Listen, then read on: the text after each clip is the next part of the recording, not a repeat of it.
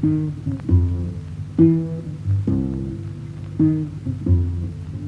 morning. Good morning. How is everyone today? Doing great. How are you? Pretty good. Let me Good. unmute. Make sure Howdy. everyone unmutes. All right. You all can put your video back on and I will introduce you. There we go. Now we can see some faces. I'm being told that I cannot start my video because the host has stopped it. Oh, I am so sorry. Okay. Let's restart your video. Good. There you go. You should be good now. All right. Hello. Absolute power. Good Yes, that's morning. right. Well, I'm so happy to have the two of you here today so we can talk about nutrition and mental health and how those combine and different ways that we all can actually, like, nice tips and tools we can learn and bring into our own lives so that we can start having healthier lives and feel better mentally. So let me first introduce our speakers for today. We have Sarah Teeple with us from Teeple Holistic. So good Hello. morning. Good morning. And we have Juniper Owens from two places, really, Bridge Counseling and Wellness and the Academy of, you all just started it, the Academy of Integrative Mental Health. So good morning. Let me tell people a little bit more about you both, and then we'll go ahead and get started. All right? Great. So Sarah is an Ayurvedic wellness counselor and holistic health consultant and educator, specializing in digestive, hormonal, and cognitive health and longevity, using food as medicine, herbs, and healthy lifestyle. She holds a bachelor's in psychology from Indiana University, a certification, sorry, not a certificate, a certification as a holistic health coach from the Institute of Integrative Nutrition, and a certification of Ayurvedic wellness counselor from Asheville School of Yoga and Ayurveda. She is also a registered member of the American Association of Drugless Practitioners, a founding member of Louisville Eating Disorder Alliance, or LEDA, a mindfulness educator with JCPS, and a holistic consultant with U of L Institute for Sustainable Health and Optimal Aging. Whew, go Sarah. No, thank you.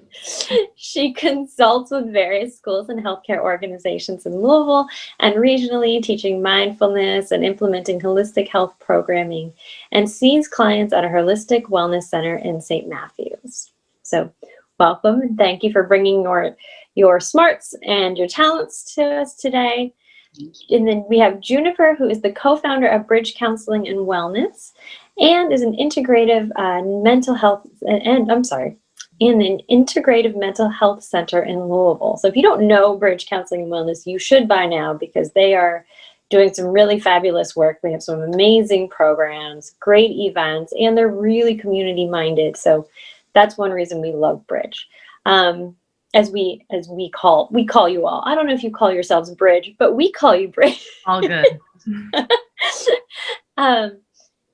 And she, as the education, sorry, I lost my place. And she also has helped start the Academy of Integrative Mental Health here in Louisville. As the education and training developer at Bridge, she is building a strong evidence-based ecotherapy, wilderness therapy program in Kentuckiana, as well as a comprehensive training for mental health professionals. So thank you very much, June, for joining us today. I'm very excited to let this kick off and let you two get started. So I will mute myself and you all take over. All right. Hello, everybody. Welcome. So we're going to be talking today about nutrition and mental health. And Juniper and I will just kind of be discussing and ping-ponging back and forth a little bit. And I believe there will be some time for some questions at the end of the session if people have them. So if you have questions, write them down and we'll visit you at the end of the session. So we wanted to just start off by talking a little bit about how physical and mental health are connected, or about how nutrition in particular connects with mental health. Because sometimes in our current healthcare system, they seem to be two totally separate things, and ne'er the tween shall meet. But with research and evidence that we're seeing now, currently, we're learning that that's not true. And a lot of practitioners and areas of study have known that that's not true for a long time, but we're finally getting a lot more research to back that. So that's really exciting. So that's just sort of a very brief introduction to that. We're going to go into some talking points on that. But Juniper, do you have anything to add at this point? Nope. I think going into the next part sounds good to me. Let's go for it. All right. Well, so yeah. So wanted to just start off with offering up a concept that a lot of you have probably heard of, but some of you have maybe not heard of. And that's something called the gut-brain axis. So long ago in our medical thinking about humans and about the way our physiology worked, we had this very separatist kind of schema of thinking about it, that, you know, this organ is not connected to this one and this is separate from this. And we were kind of treating everything in a very compartmentalized way. And over the course of lots of time of doing this, we sort of started to see that maybe when one area got better, another area did too. And so indeed, these things are connected. So, you know, in my business name, Teeple Holistic, and Juniper's academy name, Integrative Mental Health, this is sort of that concept that everything's connected. So we need to not just treat one aspect of a human being. So research is now showing that the gut and the brain are inextricably linked, and that they actually have this kind of two-way communication path where the gut informs to the brain. The gut actually creates hormones and different neurotransmitters that help us either feel really great and energetic and sleep wonderfully, or feel terrible, anxious and depressed. So those neurotransmitters are synthesized and manufactured in the gut, and then that informs the brain of sort of what to do, what to think, how to feel. So that in and of itself is a really big realization. One of the most recent statistics that I've seen says that 70% of our neurotransmitters are produced in our gut. So what we're putting in our gut is really important as far as influencing what's produced in our brain. Anything else to add about neurotransmitters, Juniper, maybe before we move on to inflammation? That's sort of its own area. Mm-hmm. Yeah, and there is a lot of research specifically with mental health that we've been reviewing over the last 10 years or so, that there's new developments that it's not really happening yet, but there's even treatments for serious depression and even schizophrenia, of doing a fecal transplant. So that's basically transplanting all the gut bacteria from your stomach and putting in new bacteria. And they're finding the results are quite astounding of treatment of major depressive disorder, bipolar disorder, schizophrenia. So it's really curious to me how the percentage of medication that's helpful for people with depression is far lower than what we're seeing out of these new studies. So it's very interesting. I just want to put that out there. And so I'm sure we're going to talk about probiotics and some different things later on that the research is supporting with that too. Excellent. Yeah. So interesting. And I think with that research, we're going to start seeing that a little more in the mainstream, maybe in the next 10 years. But it always takes the mainstream a little bit of time to catch up, right? So, you know, beyond that gut-brain axis, or actually just in addition to it, certain foods that we eat really increase the levels of inflammation in our body. And inflammation impacts the entire body, but it definitely impacts the gut. So when the gut is inflamed, it dials down the production of your feel-good neurotransmitters like serotonin and dopamine, melatonin to help your sleep. And then when it's inflamed, the gut dials up productions of stress hormones. And really the whole body just gets flooded with stress hormones. And if you have ever struggled with depression or anxiety or know someone who has, you know that those feel-good neurotransmitters are low, especially in depression, and the stress hormones are super high, especially in anxiety.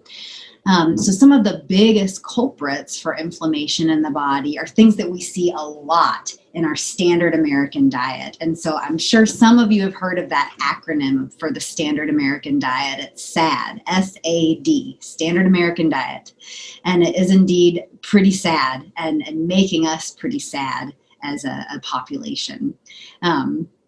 But so some of the most inflammation causing foods are things like white sugar, which is just found in everything nowadays, found in lots of processed foods, high fructose corn syrup, another sweetener found in lots of processed foods. All of the refined and processed white flour kind of foods. So think of those white powders, bad stuff, causes a lot of inflammation. So white sugar, white flour, hydrogenated fats. Those are the fats found mostly in like baked goods that you find on the shelf of the gas station or the grocery store. Different fats, toxic fats found in processed meats. So a lot of these fake foods are really increasing the level of inflammation in our bodies, and that is very negatively impacting our physical and mental health. Anything else on inflammation in particular? I thought we'd start off with talking about some of the problems, and then we're going to bring you more solutions near the end of the talk. Mm-hmm. Yeah, Dr. Andrew Weil, who is an integrative medical practitioner, many of you maybe read some of his books, also works with the Arizona Institute for Integrative Medicine, is a proponent of the anti-inflammatory diet, or anti-inflammatory diet in which there is a food pyramid. And we can share that link in the chat if people are interested in getting a sense. I will say, as far as research, there's a few diet styles that have shown some, but really the idea is whole foods and less inflammation, as far as the research is showing for improvement for mental health issues. Yeah. So I just want to put that out there. But yeah, and then we'll move on to talking about current times and how stress is affecting to our bodies after this. Absolutely. Absolutely. Yeah. So right now it's probably sounding kind of bleak at first, guys. We're laying out all the problems, but then we're going to give you some solutions a little closer to the end of the talk. So give some hope, give some practical strategies of how to turn this all around and what we use every day in both of our practices to help our clients and patients turn this around. So, just one more aspect of the gut, brain, the nutrition, mental health connection is just sort of a very intuitive sense of when you don't feel well physically, that always impacts your mental health. One of my favorite doctors who writes a lot about nutrition is Dr. Mark Hyman. He has a great new book called The Food Fix, where he talks about how our food systems actually are causing pretty much all the environmental problems in the world, all of the health problems that we see. It's a very awesome, comprehensive book, Food Fix by Dr. Mark Hyman. But he says that he sees lots and lots and lots of patients with FLC syndrome, or feel like crap syndrome. And it's kind of funny, it's kind of cheesy, but it really gives sort of a glimpse into how most Americans are walking around feeling every day. Eating processed foods in front of their screens all day, overcommitted and overstressed, and just feeling like crap. So we're going to start here in a little while giving you some solutions about how what you put in your body can affect how you feel. And first we want to talk just a little bit about our current times and with the current climate of everything that's going on and how that's impacting our mental health. So Juniper will talk a little bit more about that.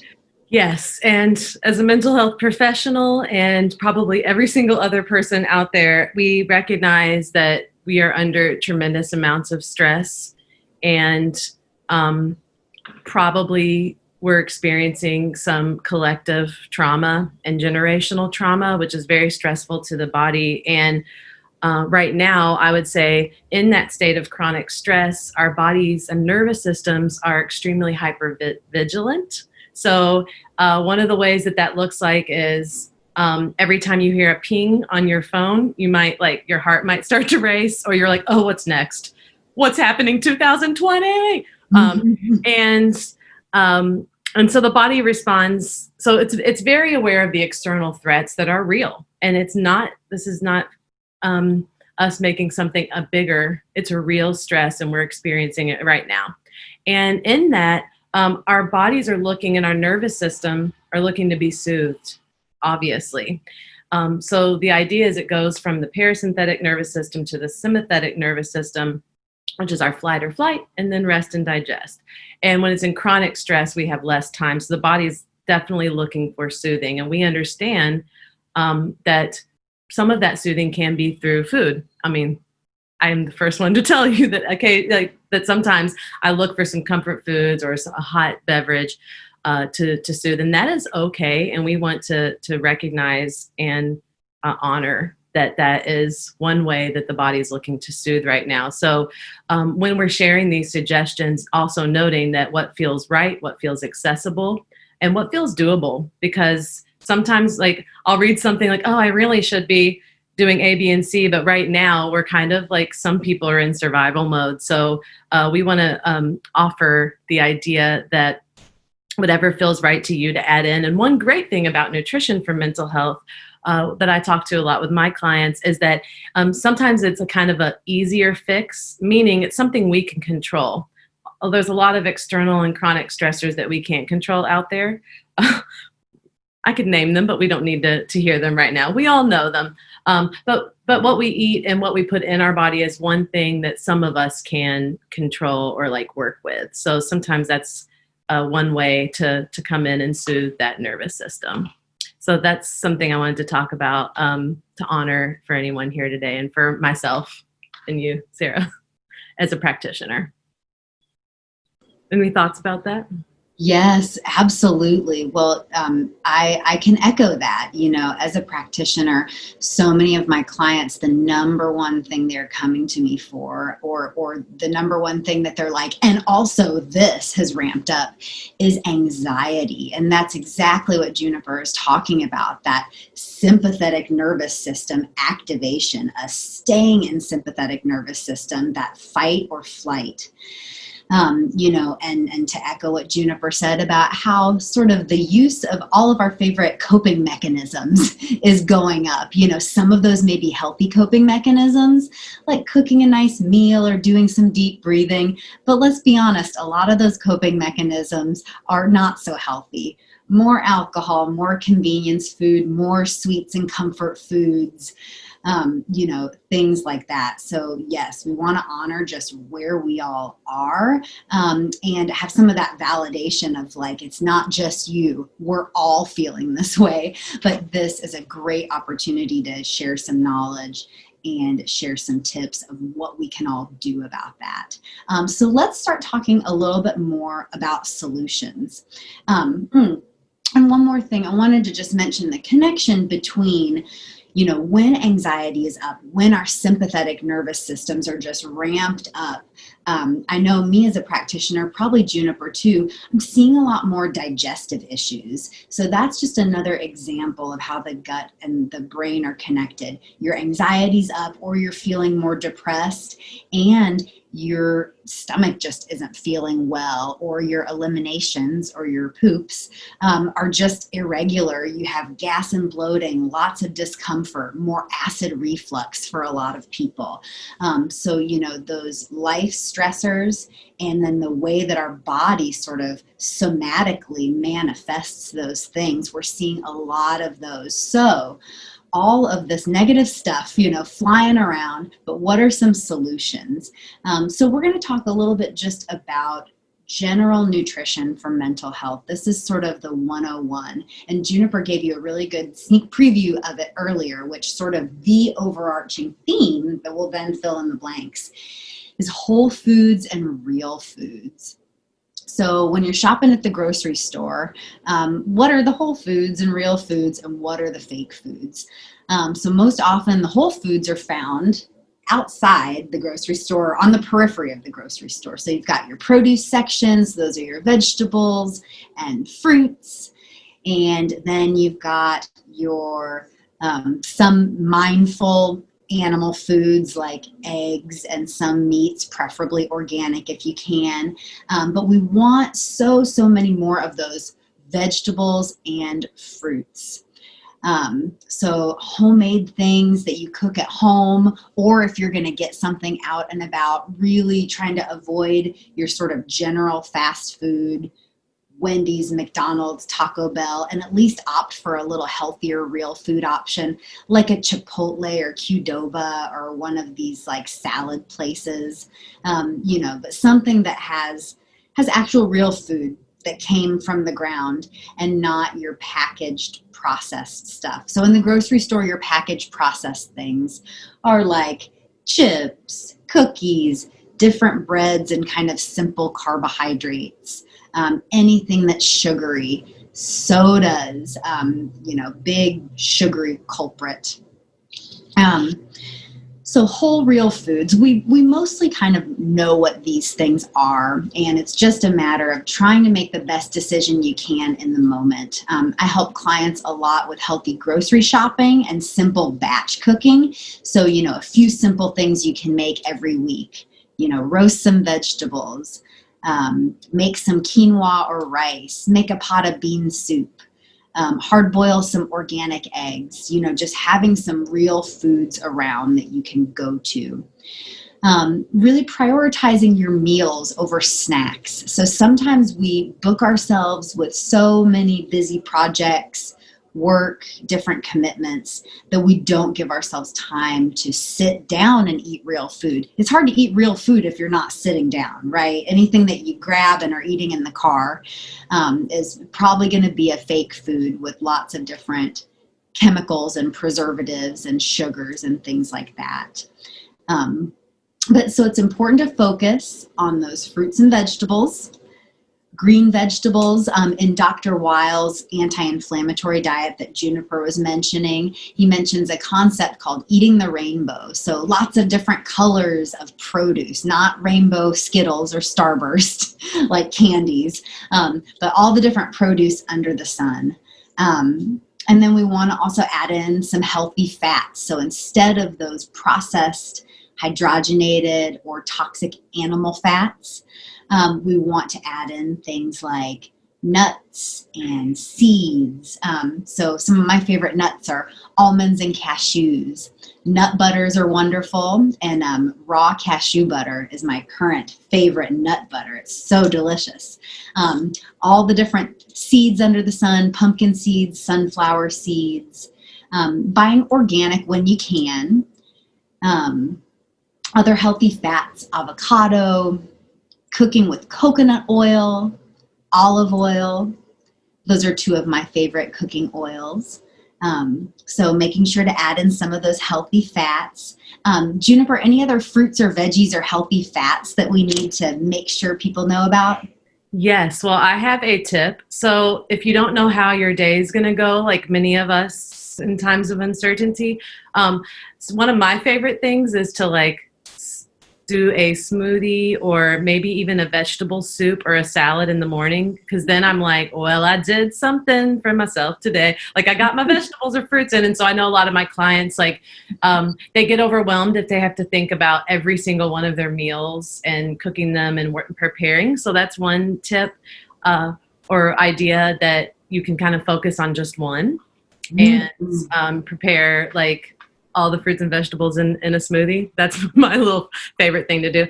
And then also I want to share something about omega-3, I guess fatty fish. You can also get it from algae, but the omega-3 EPA and DHA, there is quite a bit of research about omega-3 supplements or eating the fish 3 to 5 times a week on depression and ADHD are the top two. It's also anti-inflammatory, and I personally don't consume fish products, so I take an algae form of the supplement about every day or every other day, whenever I can remember. So that's one of the also healthy fats that we try to recommend. Usually omega-3 fatty, is it omega-3 acid fatty oils? Omega-3 fatty acids. Fatty acids, yeah. Sorry, I don't know why I keep thinking. But that's one. It's one supplement. It's just good. It's good for a lot of things, and we don't get enough of that. It also helps lubricate our neurons in our brain, right, with the neural sheath. So skin and hair, you know. Right.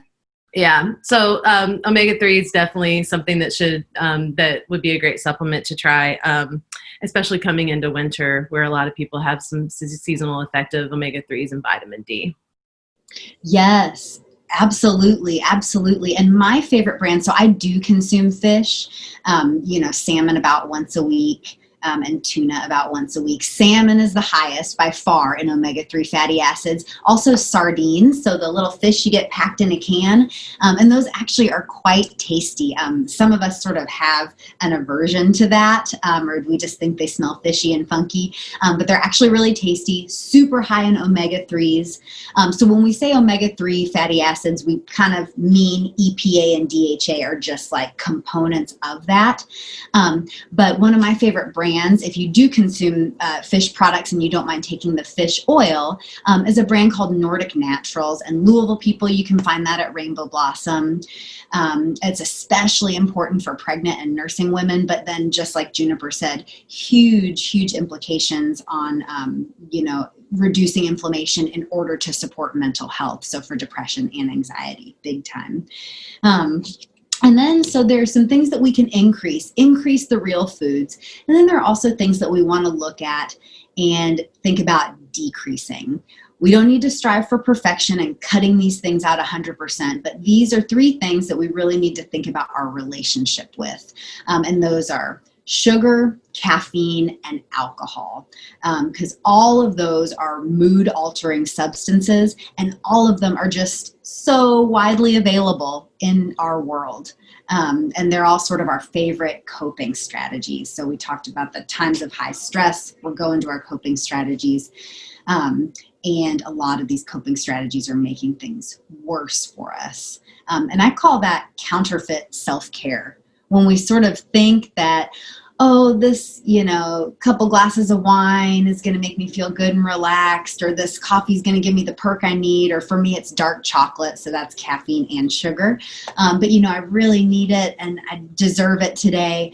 But then sometimes I don't feel so well later in the day. So if you're going to something that you think is sort of helping you and it's ending up making you feel worse, that's sort of what we call a counterfeit form of self-care. But so sugar, we talked about, increases inflammation hugely. It also increases our blood sugar, which then you go from when blood sugar increases, it kind of creeps up like a little spike and then drops off in a big crash. So that crash really, really hurts our clients with anxiety and depression, because that crash equals low energy, lethargy, feelings of being in a bad mood or hopelessness for people. Low blood sugar actually really impacts our mood for clients with anxiety or folks with anxiety. That low blood sugar crash is a huge trigger for the sympathetic nervous system and really spikes anxiety. So, trying to minimize your consumption of sweets, or, maybe having some hot tea with a little honey in it to satisfy that sweet tooth. One of my favorite replacements for soda is this kind of soda called Spindrift.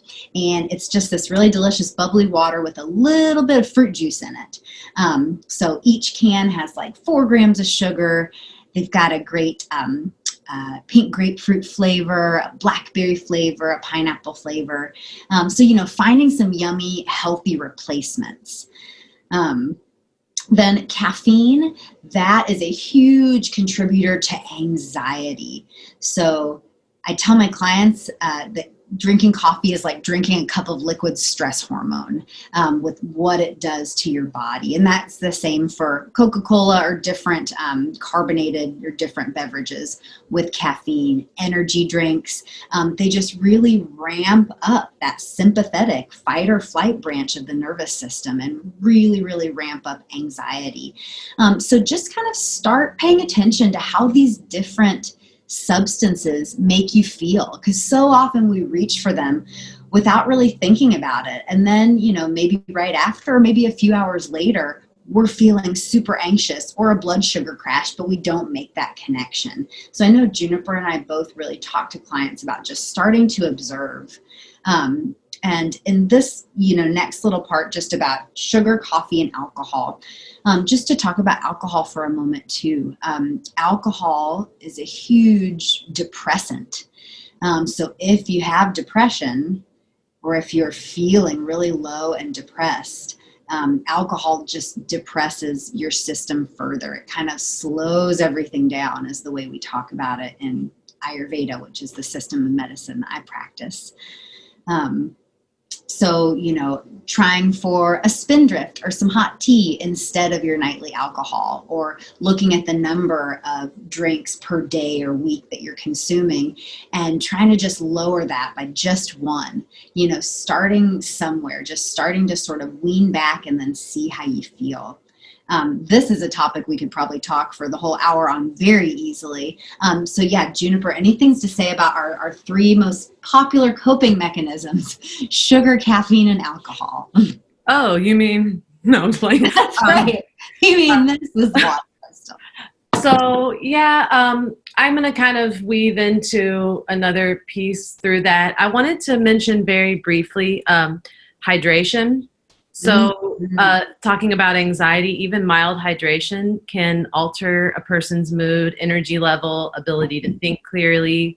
And there's a few studies that did a lot of really interesting work with that, especially in women, according to these two studies that I'm referencing here. And so one awesome thing you can do is drink water and hydrate. And so that, and also noticing, like, if you already feel thirsty, you might be already starting the dehydration zone. And what better to stave off some mild anxiety symptoms than to keep yourself hydrated. So that's kind of a easy thing to weave in, right? Yep. Another great hydrating beverage, maybe good alcohol or coffee replacement, is coconut water. And I like even just the Simple Truth Organic that I get at Kroger. It's no sugar added. But coconut water has naturally occurring electrolytes. So that basically means minerals that help us absorb the hydration from the fluids. So even more hydrating than regular water, but it does have a little sugar. So you want to make sure to get tons of water as well. But that's just another fun thing that you could go out and buy and enjoy that I have in my office right next to me. Nice. Yeah. And I will say that in some, we've reviewed a few studies on caffeine, and yes, with the anxiety, there's obviously a link, but with depression, caffeine can be an effective tool. As many of us know that has experienced depression, sometimes getting out of bed is really difficult. Our bodies are tired and sore. And so caffeine in that instance actually can be helpful, and in knowing how it works with your body. So I kind of like to share a little bit more about that. Working with our clients, we really want to honor and respect and dive into the body's wisdom. And our body's amazing because it does tell us what we need, or what it wants and needs, in order to move into that rest and digest phase and soothe itself. Sometimes, so babies are the natural intuitive eater. I mean, anyone that's been around a baby, they'll just scream at you when they're hungry and thirsty. And then when they're not hungry and thirsty, they push it away, right? And so what happens is that we kind of unlearn that, and we start to ignore our internal cues, and we start to learn external cues around food, because food is linked with our culture and our family's culture, and sometimes even religious and spiritual ideas around food and nutrition. So it's so much more than I'm going to go to the store and get some kale. There's a lot of systems at play here. And so we really learn to ignore our internal cues. So something that we find really helpful is just offering this idea. So one of my guides and mentors, he always asks, like, before you eat, what are you really hungry for? What are you really yearning and craving? And it might not be food. It might be movement or a hug, which during COVID has been difficult. You can hug trees. That's what I do. They're safe. But anyways, so like, but maybe asking yourself that question. And I'm going to share my screen here because something that we use a lot with our clients is a food mood log. And that way, when you're learning to explore your internal cues, let me find it here. I might hope there's a way to post it. I'll do it near the end during question and answer, but essentially the food mood log is where you notice what you're feeling and emotions and maybe even physical sensations before you go to eat or drink. And then you write down what you ate or drank. And then afterwards, maybe right away or maybe even an hour or so, what do you notice now? And you can do that with each food or beverage you're consuming. We also ask people to monitor their hydration because that's really important. And there's been some really interesting, I guess, realizations or insights when we start to kind of listen. And I know for me, when I start to have some pretty strong cravings, there's definitely something emotionally that my body and soul and mind are asking for. And I guess that's what I want to say about intuitive eating. It's mostly focusing in on those internal cues. And we're also taking away labels of good and bad. Food is food, whether it's real food, whole foods, or whether it's processed foods. And you are not good or bad because you consume a certain type of a food. And I know that those can become linked and create relationship with food that harm us. And so, do you have anything else to mention on the intuitive eating piece? It's Yes, kind of an amazing practice. It is. I love that. Yes, absolutely. And I have a similar process with my clients, especially when they're having really strong cravings, or if they kind of fall into stress eating or binge eating often.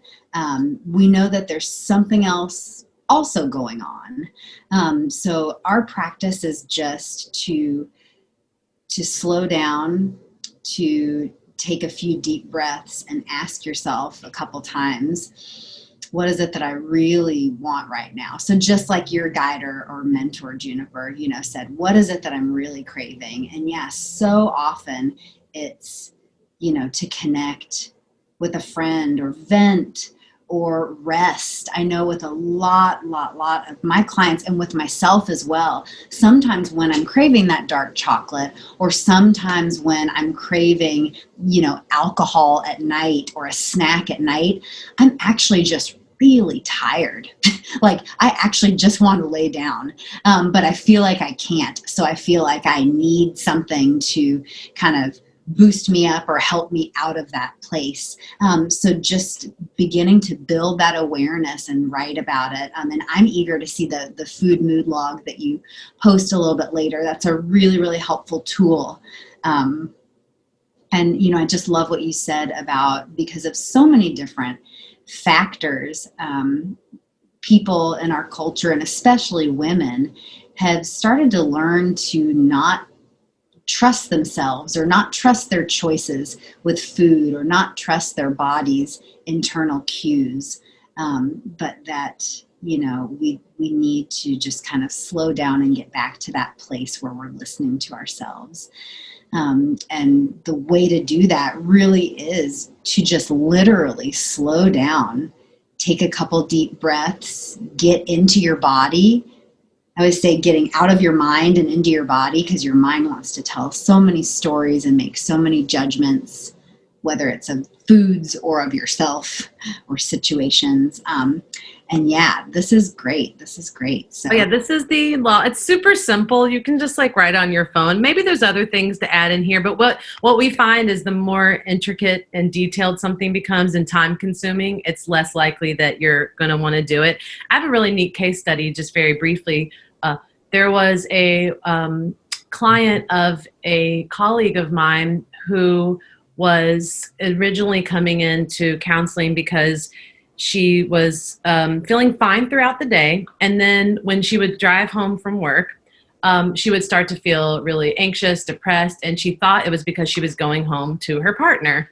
And she was like, I don't know, I don't think that I have problems, but every day when I go home, I'm dreading it. I feel awful. And she did a food mood log and found out that, in fact, right before she was leaving, her snack was a donut or something that's sugary. And so she was spiking right as she was riding her or going home, and then having all these emotional reactions. And so she just literally shifted that to some nuts and was like, oh, I guess I don't need to divorce my partner. It was one of those kind of awesome quick finds. And then I also wanted to very briefly, this is one of the Dr. Weil's food anti-inflammatory food pyramid, which I'm obsessed that it has healthy sweets at the top. I'm like, yes, chocolate. But yeah, so it looks like we might be coming near to some questions and answers. I wanted to also share, well, I can put that in the notes.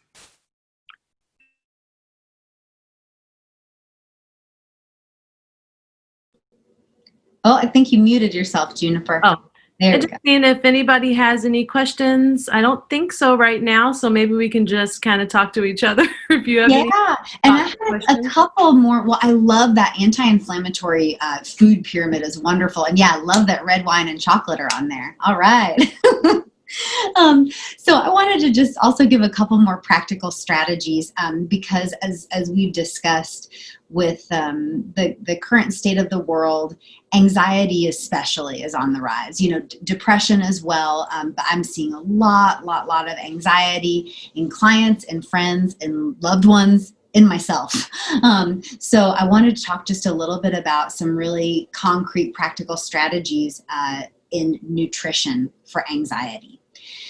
So one of the first things is to watch that caffeine and sugar intake. To try to, if you do have your dark chocolate, try to have some of it before 4 p.m. because that caffeine could make it harder for you to sleep at night if you have it later than that. And to have a small amount. We each sort of have our own threshold of sweets. So just going a little bit towards the lower end. I love a kind of chocolate brand called Theo dark chocolate. You can get it at Kroger. It's all organic, fair trade. And I know that I could eat 3 squares of Theo easily, but I really try to just shoot for 1 or 2, and I feel better and I enjoy it more. So watching that sugar and caffeine, some great caffeine and coffee replacements would be green tea. Has wonderful anti-inflammatory benefits and is much lower in caffeine. Decaf coffee is an all right choice, but it does have about 1/3 to half the caffeine of regular coffee. So just when you enjoy that, know that you are still getting some caffeine. I love dandelion root tea. It is really good for the liver, and it has kind of a deep roasty sort of flavor like coffee does. And then there's another great brand you can get at Rainbow Blossom and lots of places called Teechino that is like a chicory root and carob. It's again just kind of like smoky, roasty, dark roast like coffee, but non-caffeinated. Increasing those omega-3s and healthy fats is especially important for anxiety. So shoot for every meal and snack that you have, having at least 1 tablespoon of fat with that. So if you're having an apple, have a tablespoon of almond butter with it or a little handful of nuts. If you're having a salad as part of your lunch, make sure to chop up, 1/4 or a half of an avocado on that. Shoot for some salmon or other omega-3 rich foods a few times a week. Buy those omega-3 fatty acids. Eating on a schedule is helpful, and this doesn't trump intuitive eating. It just means that being somewhat prepared and giving yourself space to have a sit-down meal 3 times a day, even if it's like 5 or 10 minutes of sitting down. We don't have to have this long, luxurious lunch, or any meal necessarily, because some people say, I don't have enough time for that. But to sit down and preferably be away from your screens, for at least 5 to 10 minutes for each meal. That way you know that you're not over snacking on sort of munchy food at the risk of not getting your real food, not getting those fruits and vegetables, healthy proteins and fats. And then one of the last things for nutrition for anxiety is to eat magnesium-rich foods. So most of our population is deficient, or at least insufficient, in magnesium. Magnesium is a mineral that's found in most plant and animal foods. Things that grow in the ground or that eat things that grow in the ground have minerals. But our soils are so depleted nowadays. Our earth is just changing and a little bit different. So even the healthiest foods are sometimes mineral deficient.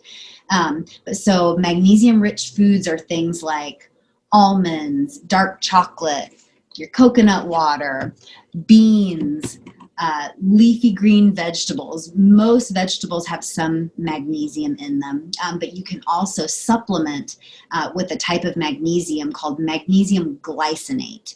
That is the form of magnesium that's most easily absorbed by the body, and that's really helpful for anxiety and insomnia, taking about 400 milligrams of that at night. Of course, check with your doctor, get the okay, but this is a practical strategy that is used by many and super helpful. Any things to add about nutrition for anxiety, Juniper? I'm going to go to a couple of the questions. Oh, And yeah, great.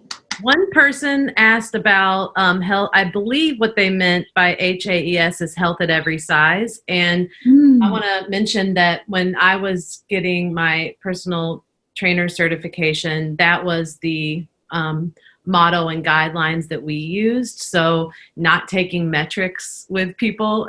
I think I believe that's what that person was talking about. And yeah, I want to honor that as well, that this is kind of going in with intuitive eating philosophies, is that like, it's not a diet, and nutrition for mental health is absolutely not about losing weight or gaining weight in the cases of some people that I work with. But it's about how you feel and what you're noticing, and also your relationship with food and others kind of fits in with that. So I definitely want to honor that when we speak of nutrition for mental health, it has nothing to do with body type or function or size.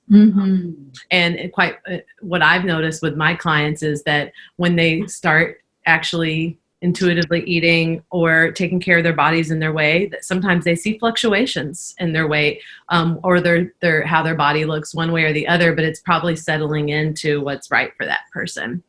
So yeah, I definitely want to honor that. And then also someone Can I speak on that real quick too? Yeah. Yes. Yeah. Thank you for bringing that up. And, I try to not even use the word diet. I'm a nutrition counselor, so I talk about this stuff a lot, but I try not to even use the word diet just because it's so loaded. And, we as women, especially in our culture, just often have this fraught relationship with our bodies. So I love this movement of body positivity and health at every size, because it has nothing to do with your weight. It just has to do with feeding yourself things that truly nourish your body, not deplete you, or don't make your moods ping pong all over the place. Because it's really hard to have good energy, be centered, be present with yourself and people you love when you're just feeling all over the place. That is no fun. So yeah, it's just mostly about nourishing and nurturing yourself regardless of weight. Yeah. And because of the taking away the labels, we also understand that some of the macro or systematic messages that we interact with, I interact with, and other people from their own experiences, are that some bodies are more valued or beautiful or worthy. Worthy than others. And so what the great part about getting to know your body is you start to, what the hope is that you start to recognize the special, unique value that your body has and the sacredness. I think that's really important to mention. I could go on that. Yes.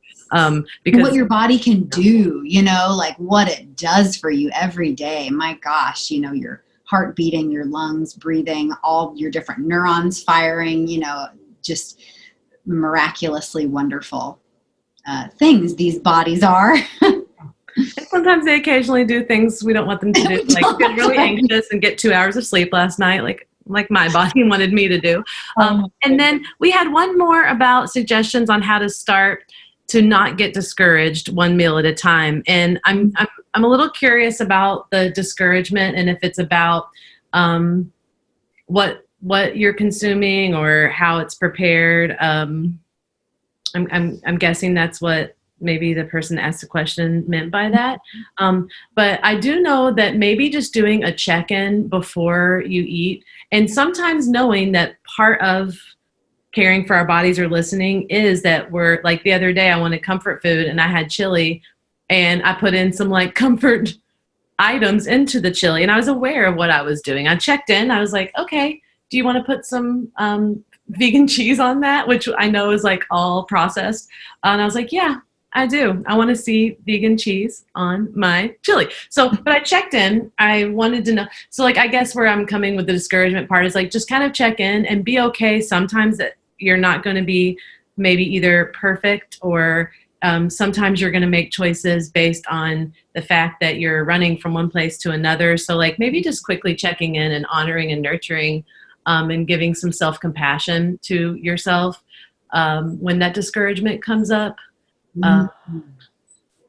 That's where my heart's telling me to go with that right now. Yes. And I'd love to chime in. I think that is absolutely the place to start. And then I'm going to chime in sort of on the other side of that coin.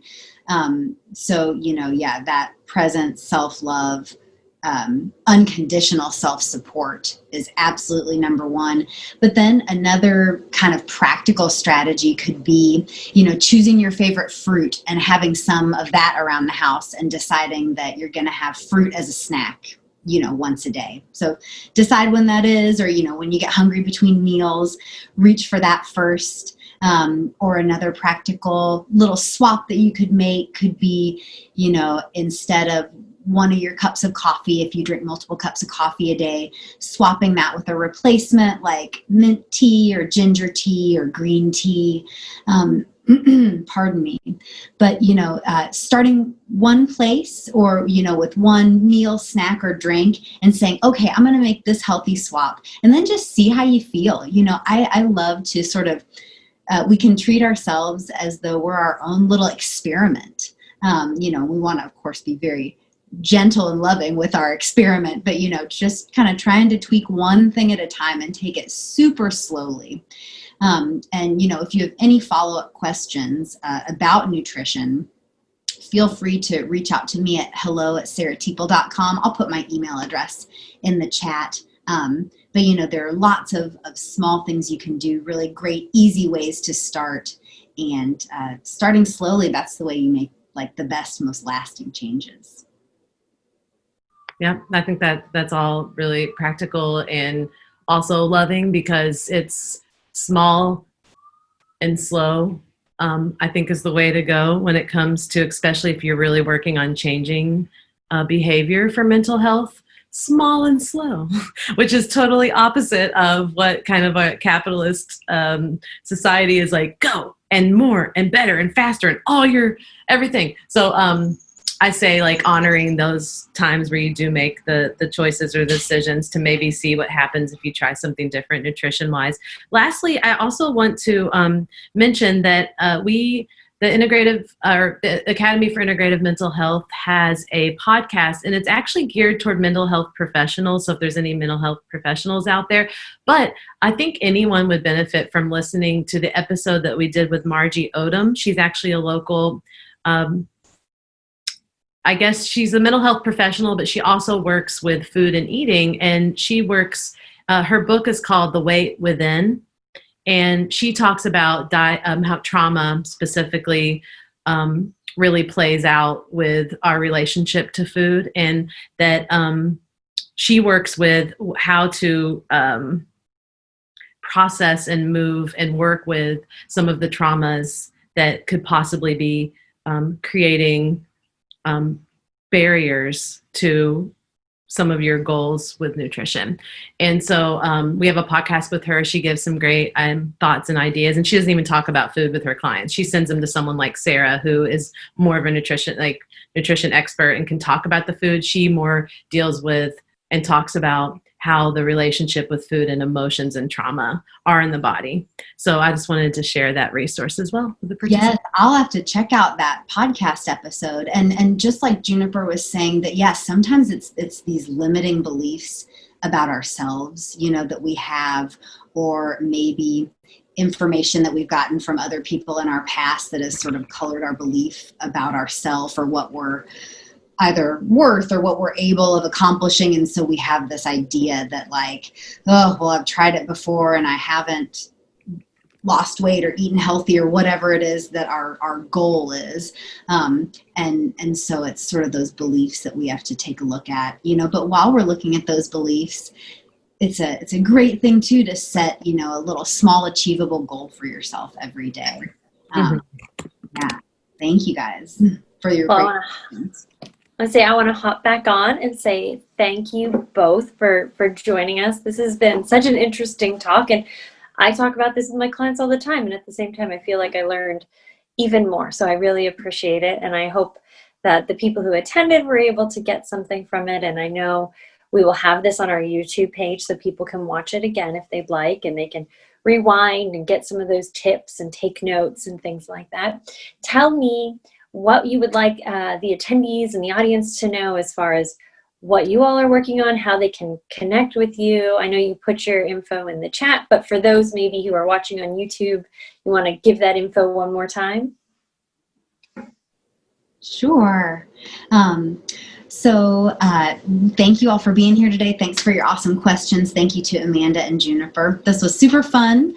And, if you're interested in learning more about nutrition for mental health and getting some great simple recipes, shopping tips, and other just sort of practical, easy to incorporate strategies, check out my website, sarahteeple.com, and I'll put that in our chat box, or reach out to me over email, hello@sarahteeple.com.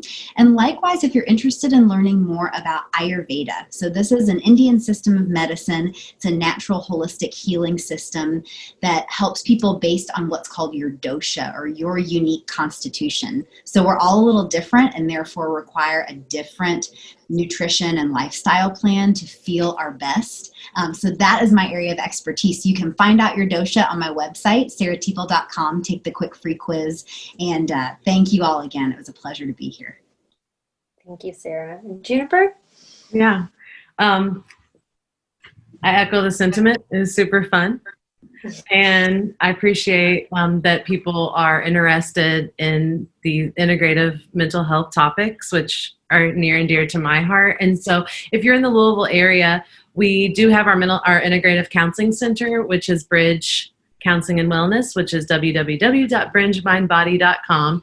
And if you're interested in exploring maybe some of the emotional impacts that you might be experiencing, especially with body image or food, or just the world today, we have all of our therapists are trained in integrative health, so we have basic understanding of nutrition. We're obviously not specialized. We usually refer out to someone like Sarah, who I've been to, who's awesome, for more specifics, but we can kind of work with some of the emotional and trauma sides of that. We also do have 2 of our counselors who are certified in nutritional counseling. So if we want a team to work together with a therapist and a nutrition counselor, can do some of that work too. So that's what I'd like to share. And then I also shared our podcast, which is geared toward mental health professionals, but a lot of my clients listen and love it. So it's about all topics, integrative mental health. Thank you so much. Awesome. Yes, thank you both so much. And if you are interested in catching the rest of our summit, this afternoon we'll be talking actually about substance use during this pandemic time, which is something you all touched on a little bit. And so you can tune in at 2 o'clock for that. And we'll have the summit all week. And like I said, you can catch it on YouTube. You will be able to listen to this one on the SanoMind app as soon as we get those up. So thank you all so much for your time, and thank you everyone for attending. Have a good day. Thank you. Bye-bye. Bye.